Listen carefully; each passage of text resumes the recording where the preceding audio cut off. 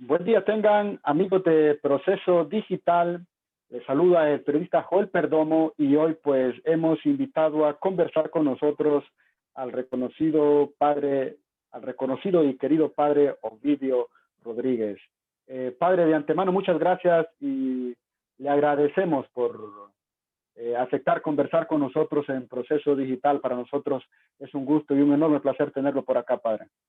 Gracias, licenciado Perdomo, Joel, por sus consideraciones también. Muchas gracias. Ya, le hemos invitado porque queremos conocer un poco más sobre la vida del padre Ovidio, ya que muchos lo conocemos dando eucaristías, dando mensajes por la televisión. Pero ¿de dónde es originario el padre Ovidio Rodríguez? Soy originario de Cofradía Cantarranas, ¿verdad? Ahí por el ingenio azucarero. De ahí soy originario, ahí nací un 26 de abril de 1953, de un papá carpintero y una mamá ama de casa, que emigraron a otro lugar que se llama San Martín, el Bosque, por pobreza, ¿verdad? Y yo crecí con mis abuelos maternos. Como no había escuela, el caserío en que iban comenzaba la explotación de la madera por un norteamericano. Y mis papás eran herederos de esa zona, mis tíos, perdón, mi papá, por parte de padre. Entonces cambió la vida de ellos. Yo me quedé con los abuelos maternos por cuestión educativa. Y ese fervor lo aprendí de mi abuelo, sobre todo, y una tía. Mamá, que era muy honrada con la historia, decía: si hubieras crecido conmigo, no fueras lo que hoy sos, ¿verdad? Los caminos de Dios son así. Pero mi mamá siempre fue mi mamá y mi papá también, ¿verdad? Había una relación estrecha con mis abuelos maternos, una tía, y mi papá y mi mamá, todos fallecidos. Ya, ¿cómo se llamaban sus padres? O Pastor Rodríguez Varela y Selma Beatriz Arguijo Cáliz. Yo vivía en Talanga, le decía a Joel, después del segundo grado, mi papá cambió su estatus, mi mamá también, que tenía un comedor, y pasamos a vivir a Talanga, ahí en la mera plaza de Talanga, a la par de los Aparicios en aquel tiempo. No sé quiénes son los que están allá. En una casa de esquina, ahí vivíamos, y ahí terminé la primaria. Hasta quinto grado mi mamá aguantó, después regresó a la aldea, el Bosque, porque el agua en aquel tiempo era salada, pasábamos muy mal del estómago, compramos agua dulce en agua blanca, pero el estómago pasaba mal de la mayoría de nosotros. Entonces optó por regresarse y yo terminé el sexto grado con un tío, ¿verdad? Que murió en aquel tiempo no se hablaba de la cuestión de la sangre, ¿cómo se llama? La azúcar en la sangre, qué pena. Él murió de eso, pero yo viví con ellos un año, ellos migraron a Ah, Tegucigalpa, ¿verdad? Ahí estuve un año con ellos. Después estuve en la Escuela República del Ecuador, ¿verdad? Una escuela era la única que había en aquel momento, ¿verdad? Una escuela de categoría, o sea, había un esmero grande con la profesora Berta de Silva, que fue compañera de mi papá en la primaria en San Juancito, se conocían. Y me recuerdo que yo iba descalzo a la escuela, todavía en quinto grado, y la profesora lo presionó, la directora: es su muchacho, estimúlalo, es buen alumno, porque no fui mal alumno. Incluso decía Ángel que mamá era bruja, que me daba pastillas porque solo 5 sacaba, ¿verdad? Cosas de infancia y de la época, ¿no? Eh, bueno, después de la primaria, paz, por Monseñor Héctor Enrique Santos, que en paz descanse, conocí a un tío hermano de mi papá, que es un profesor muy reconocido en Tegucigalpa. Mi tío Martín hizo el enlace, porque sí, crecí en ese ambiente de fe.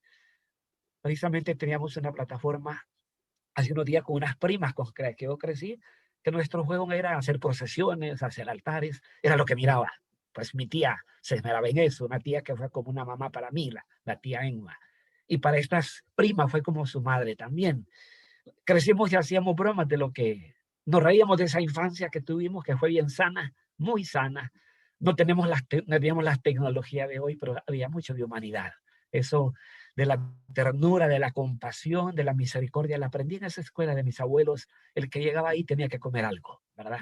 Nadie se iba, aunque no lo conocieran. Fue una escuela de ternura, de compasión, de solidaridad. Después estudié en el seminario menor, el plan básico, ahí había profesores de la superior del profesorado en aquel tiempo, lo que es la pedagógica hoy, buenos maestros, pero éramos 8 alumnos en las aulas, 15, 30, cuanto más, y les salía muy caro a los formadores que eran canadienses, a los que agradecemos mucho, los padres de misiones extranjeras.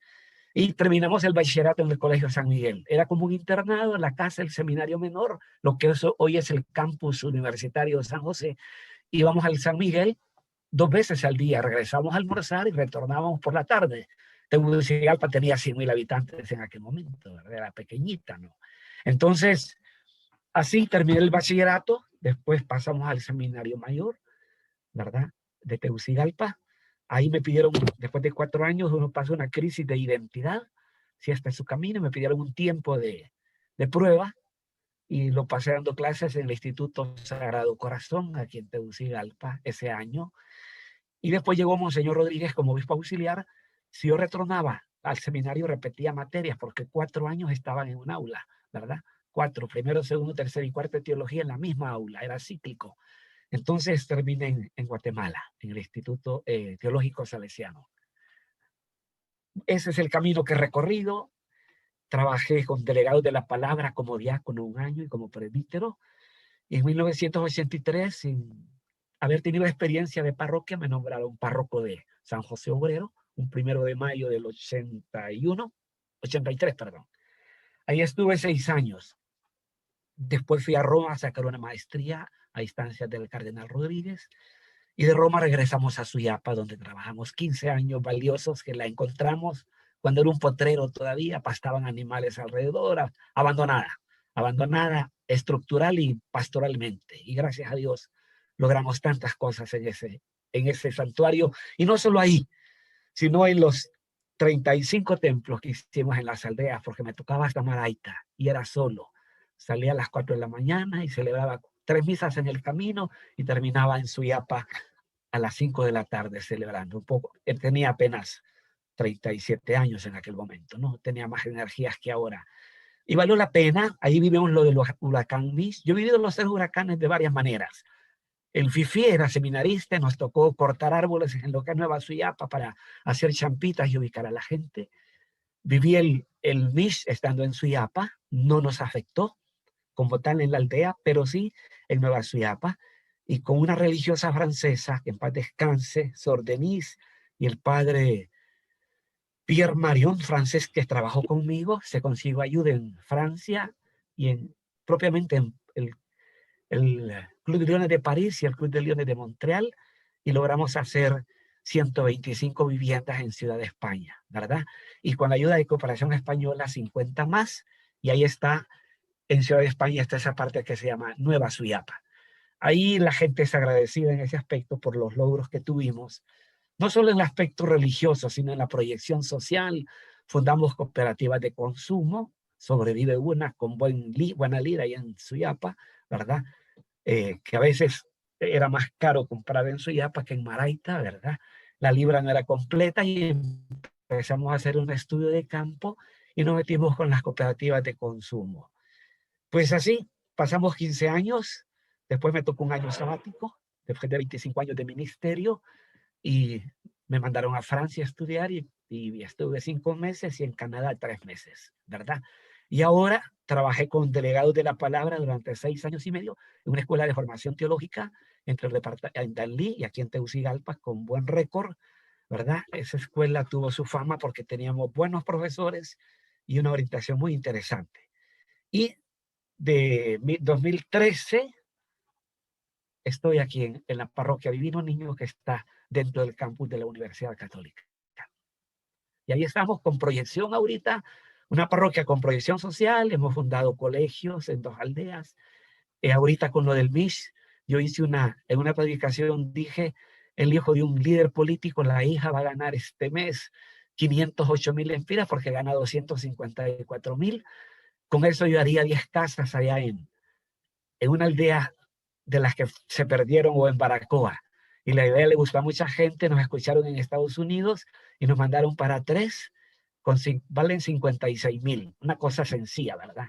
Y de los de la parroquia, una familia, unos nicaragüenses se asociaron, nos regalaron casi completa otra, y un empresario 2 y otro empresario 1. Vamos a construir 10 casitas en Baracoa. Ya se están empezando a construir, ya 2 están en camino, ¿verdad? Y tenemos esa proyección con las aldeas, damos alimento por trabajo, porque con la pandemia se acentuó la mendicidad y a la gente no la comprometemos en nada. Entonces, damos alimento por trabajo, porque limpiaron la aldea, porque repararon las calles que llega a Tegucigalpa, y ahí vamos.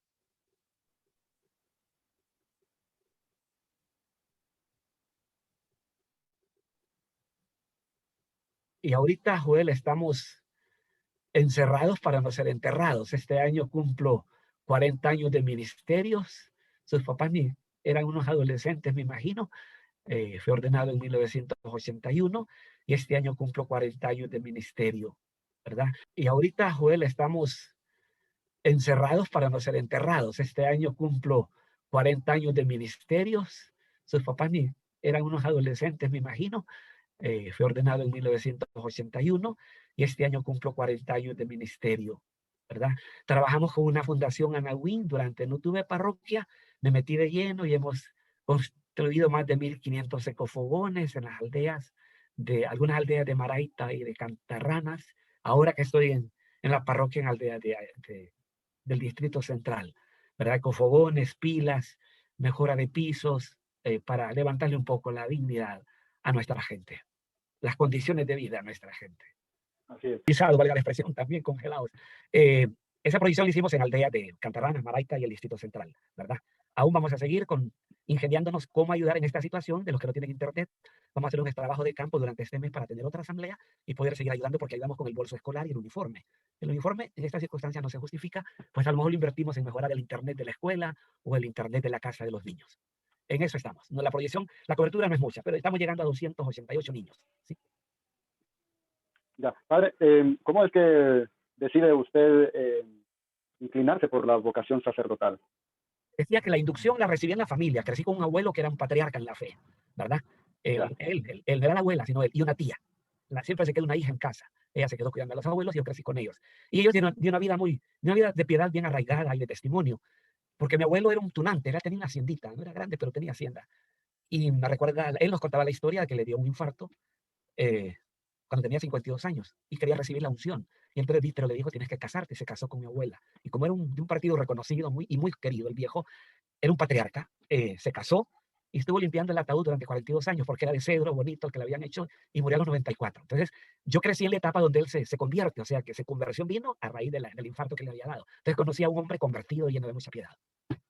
ya. Padre, actualmente, ¿cómo visualiza, cómo mira usted el papel de la Iglesia Católica en Honduras? Lo ha escuchado, creo que ha sido la que incomoda un poco al sistema de gobierno que tenemos, ¿sí? Ha sido profética, ha sido bastante fuerte su posición, ¿verdad? Pero el que no gobierna no escucha a nadie, ¿verdad? Solo escucha a sus cercanos, o se escucha a sí mismo. Pero la Iglesia tiene un papel protagónico en ese aspecto. Ha cuestionado el manejo de la pandemia, el manejo de la situación en que estamos. Un documento, el penúltimo, fue una descripción increíble, más hablando de la democracia prostituida, ¿verdad? Una palabra bastante fuerte, ¿verdad? Que dice lo que es la democracia. Yo creo que la posición de la Iglesia ha sido profética, de anuncio y de denuncia. Entonces, incomoda un poco a los que no gobiernan, de alguna manera. Y él tiene gargantas pagadas, incluso líderes religiosos no católicos que lo defienden a capa y espada. Ya. El país está en esta crisis, padre, ocasionada por las tormentas, como también por la pandemia del COVID-19. Se viene un año electoral. ¿Qué comentario le merece al respecto de su parte? Como dice un eslogan que camina por ahí, no hablemos de crisis, sino de oportunidades. Esta es una. Mire cómo nos estamos comunicando a raíz de la pandemia, ¿no? Hablemos de oportunidades. Yo creo que va a haber oportunidad para la creatividad, para la búsqueda de seguir haciendo lo que estábamos haciendo de otra manera en diferentes escenarios, y creo que es oportuno de que el talento surja para que esto vaya por mejor camino. No cabe duda. Hablamos de un año político. Creo que toda la vida nuestros políticos están metidos en su industria, porque para ellos la política es una industria donde invierten y terminan ganando, si no robando, pero terminan ganando, ¿verdad? Y es una industria bastante rentable para quien la sabe manejar, teniendo de fondo pues la injusticia, de fondo la corrupción galopante que nos abate también y que hace que nuestros pueblos estén así, ¿verdad? Y con esta corrupción le robamos el presente y el futuro a nuestros niños. Joel, yo no sé qué va a ver usted dentro de 10 años, con estos casi 2 años de pandemia, donde el vacío intelectual está. No es lo mismo estudiar por pantalla y no todos tienen acceso a pantalla, ¿verdad? O a internet. ¿Cómo será la vida de un profesional dentro de 8 o 10 años? Va a ser más mediocre de lo que ha sido, ¿cierto? Y eso tiene sus secuelas en la vida del país, porque un país educado es un país desarrollado. Pero yo temo que es mejor tenerlos anestesiados con el analfabetismo para seguir explotando la bondad de un pueblo tan noble como es el pueblo hondureño. Usted nos hablaba, padre, de hablar de oportunidades. ¿Qué podemos hacer a su criterio los hondureños para cambiar toda esta situación que nos agobia? Es un cambio de mente, un cambio de actitud.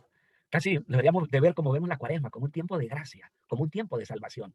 Creo que el ser humano construye el mundo, la sociedad de espaldas a Dios. Y todo lo que el ser humano construye de espaldas a Dios se vuelve contra el mismo ser humano y lo termina autodestruyendo. Y es lo que ha pasado. El mundo, la sociedad no es teocentrista, no está centrado en lo trascendente, en Dios, sino en el antropocentrismo. El ser humano se endiosa. Y eso nos hace vivir lo que está pasando. Y creo que es momento de cambio de mente, cambio de actitud, cambio de mentalidad. En buen lenguaje teológico, conversión, metanoia en hebreo, cambio de mente. Cuando haya cambio de mente, habrá cambio de actitud. Es lo que cuesta en los países cuando se arraiga y casi genéticamente el hondureño es conformista en general, corre el riesgo de ser fatalista, de todas maneras me voy a morir, y es lo que estamos viendo con la pandemia, que no se guardan las medidas de bioseguridad porque en la mente de él hay una mentalidad heredada de nuestros ancestros, de todas maneras me voy a morir, ¿y qué voy a hacer?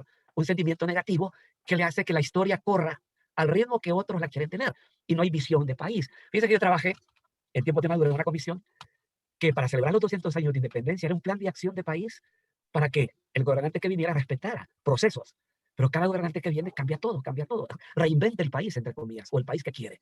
Me recuerda que trabajamos mucho con gente muy capacitada que mandó Ricardo Maduro, gente capacitada que mandó la empresa privada, y yo representaba a la arquidiócesis. Soñábamos con una Honduras diferente 200 años después de 1821, pero ese sueño se frustró porque no hay un plan de acción. Este es el momento de ver el país que tenemos y el país que queremos ser. La pandemia, las tormentas, las secuelas de las tormentas serían como un punto de partida, de ver, como lo hacían los profetas, ver, iluminar y actuar. Ver la realidad, iluminarla con la sabiduría de lo alto, la sabiduría humana, y actuar. O sea, un plan de acción. Es lo que practicamos en nuestra pastoral parroquial. Ver, iluminar y actuar, proceder. Pero aquí se trabaja el chilazo, ¿verdad? A lo que salga. Pasamos en una crisis permanente. ¿Y por qué esa crisis permanente? Porque no hay un plan de nación que nos diga dónde estamos, qué estamos haciendo y hacia dónde vamos. Padre, si usted tuviera que darle un mensaje, un consejo a la clase política, ¿qué le diría en este momento? Primero, que no compren conciencias, que no compren votos, que hagan propuestas concretas y realizables partiendo de la realidad que vive el país, que puedan tener buena percepción de las angustias y las esperanzas que anidan en el pueblo hondureño y cómo darle una respuesta, pero categórica, real, con propuestas que sean realizables, tomando en cuenta el contexto, el recurso humano o económico que haya, pero que haya respuesta, y que no compren. Yo le diría al pueblo hondureño, no hipotequen su voto por una lámina, por una bolsa de cemento o por un plato de comida. Hay que tener conciencia crítica de ver cómo se ha gobernado durante estos últimos 3 periodos, ¿verdad? Y que el voto sea de castigo a esta realidad cruel que estamos viviendo. ¿Qué piensa de la desigualdad y la corrupción el padre Ovidio? Vergonzosa la inequidad de que estamos. Ricos cada vez más ricos a costa de pobres cada vez más pobres. Y una fuente de riqueza es la corrupción en el Estado, la corrupción en la empresa privada, porque se da también, ¿verdad? Y eso hace que vivamos una inequidad. Mire, Joel, estamos a 17 kilómetros de la última aldea que tengo en la parroquia. Cuando yo llegué allí, usted cree que estaba en lo más remoto. Mi aldea está más remota y tiene desarrollo humano. De alguna manera, yo he colaborado, he apoyado, pero tenemos un buen desarrollo humano. Pero va a nuestra aldea de la sabana, pisos de tierra todavía, no había letrinas cuando yo llegué, ¿verdad? Eh, los niños pasan el sexto grado y no saben leer ni escribir. Los profesores van 2 horas de clase porque lo lleva un carro lechero y los trae de regreso porque el bus es talla única, el de la aldea, ¿verdad? Entonces, cuando uno ve eso, le deprime y dice, lo que a mí me sobra, a ellos les hace falta. Lo que yo voto de buena calidad, lo están necesitando ellos. Es ahí donde está la inequidad. Nosotros empezamos por la educación, ahorita ya empezamos colegios que no tienen, ¿verdad? Ya tenemos 32 alumnos matriculados con el Instituto de Educación por Radio y una escuela de alfabetización. Imagínense que me dieron el papelito que me autorizaba para construir el templo del patronato, 13 personas, solo hay 3 firmas y 10 huellas digitales. El año antepasado entregamos una roba de arroz por familia y tenían que firmar. Ahora el 50% huella digital y el 50% firma. Aquí nomás, a 17 kilómetros. He ido a Guajiquiro y el desarrollo humano allá es bellísimo. La gente bien educada, hasta clasifica la basura, lo sabe hacer. Estuve en Guajiquiro hace 4 años y me llamó la atención que nosotros tan cerca de la ciudad y no vemos lejos, al Aceituno, a la par de Mateo, a 4 kilómetros del periférico. Ahí ha llegado el desarrollo humano porque hemos metido ecofogones, pilas y lavanderos, mejorar pisos. Cuando hemos podido mejorar una casa o hacerla, la hacemos, como lo estamos haciendo ahorita en Baracoa, ¿verdad? Pero esa pobreza es símbolo de la corrupción, pues. Los corruptos te roban la salud, la educación y la vía de comunicación a nuestra gente. ¿Cómo mira el país usted, padre, en 10 años? Quisiera verlo transformado en educación, porque esa es la clave. La educación es clave de desarrollo. transformado en educación, ¿verdad? Penosamente lo que hizo el ministro pasado, que es candidato presidencial, se está echando a perder con la pandemia. La pandemia es una cortina de humo que ha servido para robar y para debilitar estructuras que estaban un poquito más cimentadas, sobre todo en el campo educativo. Y a veces mienten, no a veces, casi siempre mienten. Los políticos ya le quitaron el título a Satanás, padre de la mentira. Ellos son padres de la mentira porque tienen el arte de mentir, ¿verdad? Diciendo un ministro, el 95% de los alumnos de escuela pública han tenido acceso a educación virtual. Eso no es cierto, es una falsedad totalmente. Pero ya cambió de discurso la semana pasada. Habló de un 54%, tal vez que sí, que un 54% sí, porque la mayor parte de la población vive en la ciudad, ¿verdad? La minoría vive en el campo. El fenómeno que se dio en los años 70. En 1970 el 72%, el 38% vivía en la ciudad y el 62% en el campo. En el 2000 se revierte, ¿verdad? En el campo quedó el 38% y en la ciudad vemos el 62%. ¿Qué piensa de la migración el padre Ovidio?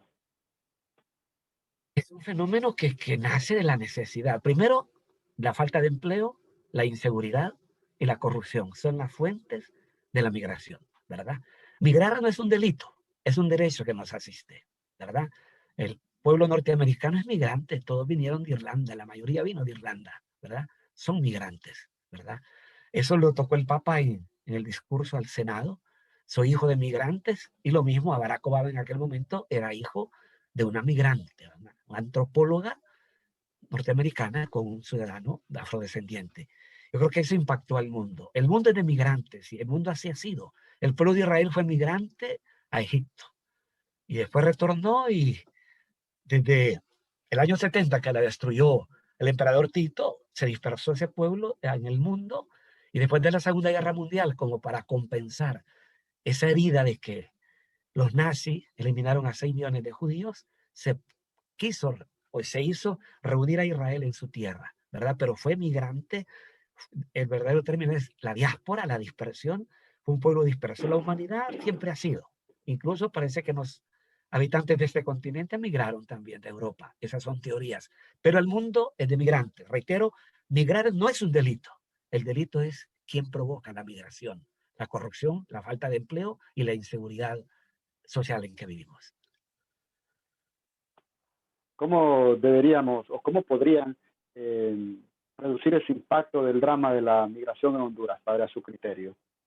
Creo que la política de Biden o Biden está encaminada un poco a frenarla, creando fuentes de empleo, pero lo primero, crear una comisión que va a sustituir a la MASI en cierta manera, ¿verdad? Porque la corrupción es la madre de todo esto que estamos viviendo, este desencanto y frustración en el pueblo hondureño. Creo que este señor no va a aplaudir decisiones o actos que están al margen de la ley. Ya las senadores guatemaltecas plantearon eso y lo han aprobado como decreto, crear una comisión de observación, porque va a venir ayuda y de Estados Unidos viene del BID sobre todo, para reconstruir el país y lo van a fiscalizar. Creo que ahí los uñas largas van a salir perdiendo. Eso esperamos, ¿verdad? Pero las leyes están acomodadas para que uno sea delincuente, para que un político sea delincuente. Para que tengamos un padre Ovidio así, que habla de frente, que dice las cosas sin miedo.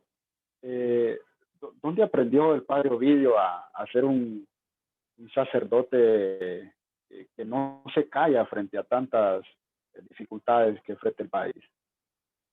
Pues porque me ha tocado vivir la realidad de la gente, la pobreza en que vive, por una parte. Y creo que haber crecido en una familia que es muy solidaria, muy compasiva, y una familia también que ve las cosas de frente. La familia es una escuela, definitivamente, ¿verdad? Y la formación que nos dan de ir a palpar la realidad mientras estudiamos, nos mandan en misión para que pulsemos la realidad y sepamos cuál es el escenario donde vamos a trabajar. Creo que no podemos hablar de un evangelio desencarnado, ¿verdad?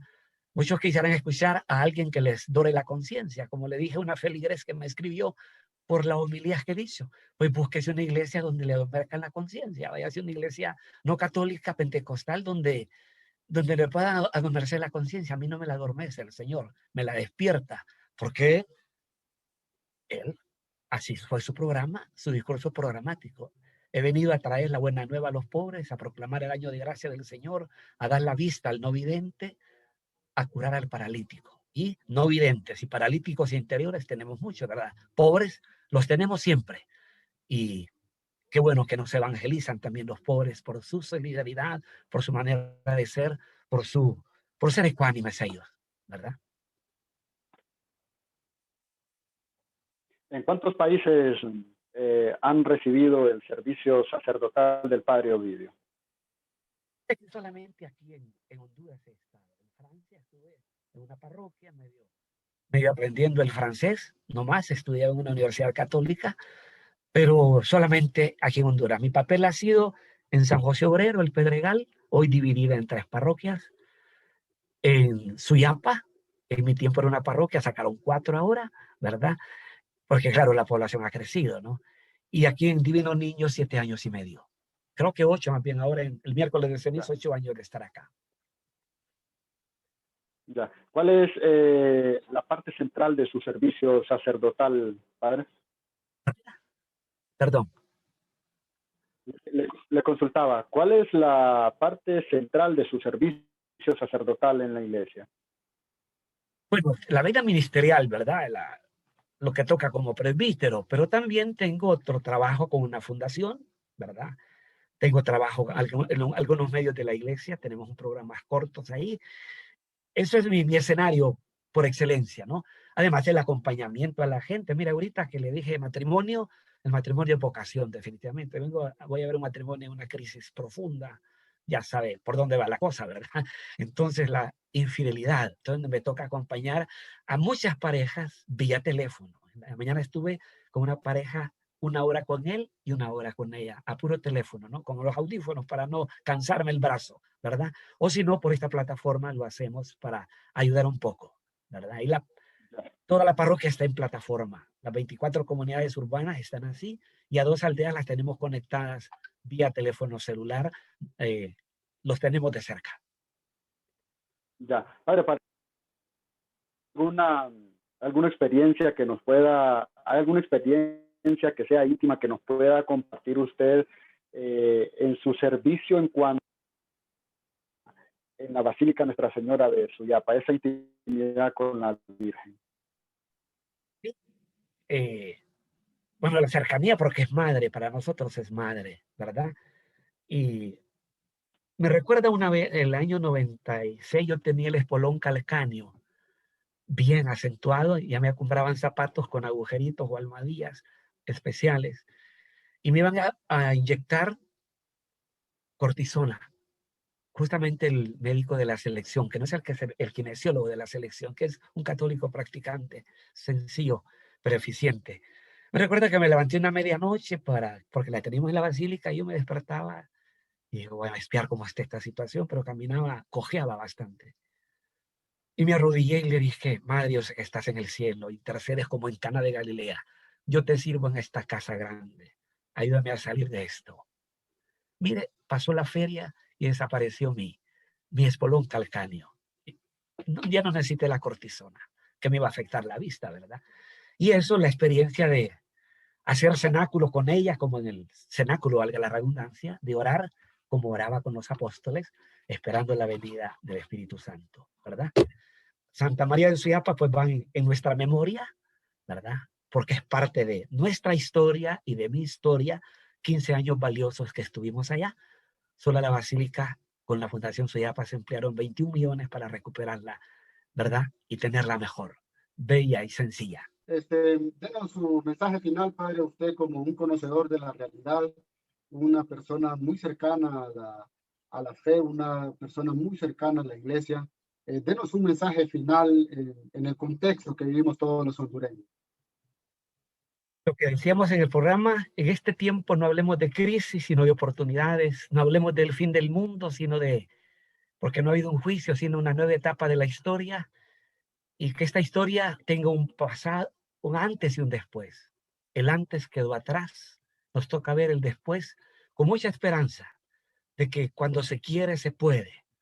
Cuando se quiere podemos ser protagonistas de la historia nueva que tiene que escribirse en Honduras, pero se hará con hombres y mujeres renovados en la mente y en el espíritu, que tengan amor al país, visión de país, proyecto de país. Y si no lo pueden hacer los grandes desde nuestra pequeñez, desde nuestro entorno, hagamos lo propio para ser agente de cambio. Como dice San Pablo, no te canses de hacer el bien. Un creyente es agente de bien, no es agente de mal. Entonces pidámosle esa gracia a Dios, como el saludo navideño: gloria a Dios en el cielo y en la tierra paz a los hombres y mujeres de buena voluntad. Que el hondureño, la hondureña tenga una voluntad decidida de ver en la dirección de Dios, siguiendo la estrella de la fe, para que, guiados por la fe, iluminados por la palabra, podamos hacer lo mejor en nuestro trabajo, en nuestra familia, en nuestro estudio, lo mejor como familia, lo mejor como comunidad, lo mejor como municipio, lo mejor como país. Gracias, Bueno, Joel. padre, Dios lo acompañe, Dios lo proteja. gracias, padre. Le agradecemos por esta amplia conversación que ha tenido con nosotros. Que Dios le bendiga, padre. Vaya, gracias, igual. Hasta luego.